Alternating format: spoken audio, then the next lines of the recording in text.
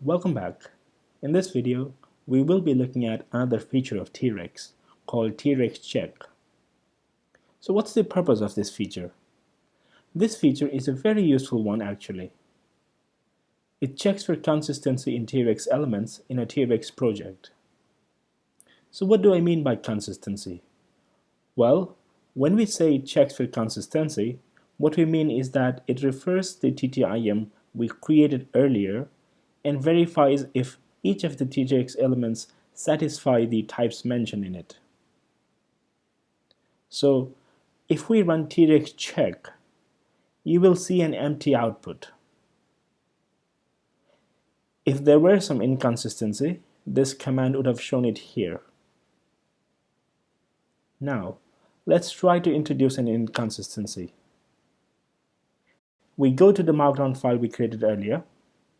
In here, we can delete the T-Reqs link tag or introduce a typo. It doesn't matter.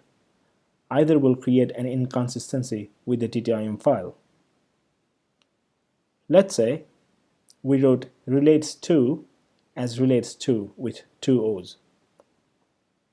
Now, if we run T-Reqs check, you can see it displays an error. It shows which element has an error, what type of error is it, unrecognized link type relates to with an element of type requirement.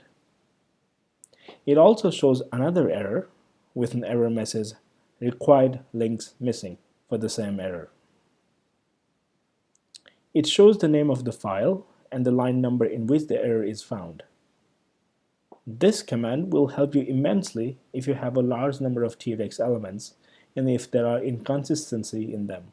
Now we can also try the options with T-Reqs check. The first one is --recursive. It's similar to --recursive option from T-Reqs list.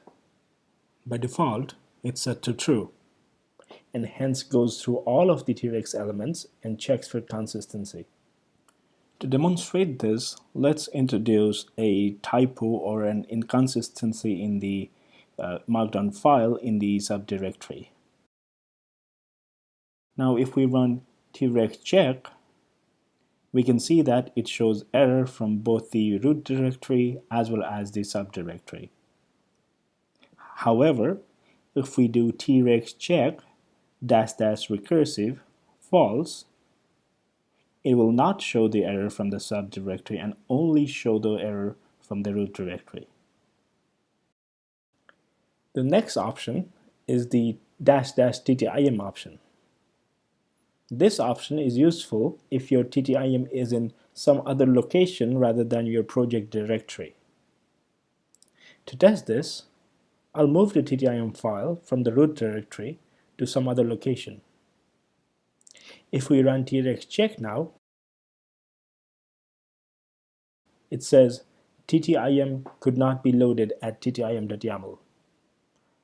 However, if we run T-Reqs check --TTIM and give it a path of the TTIM file, like so, and run it, you can see now it's running the check as before.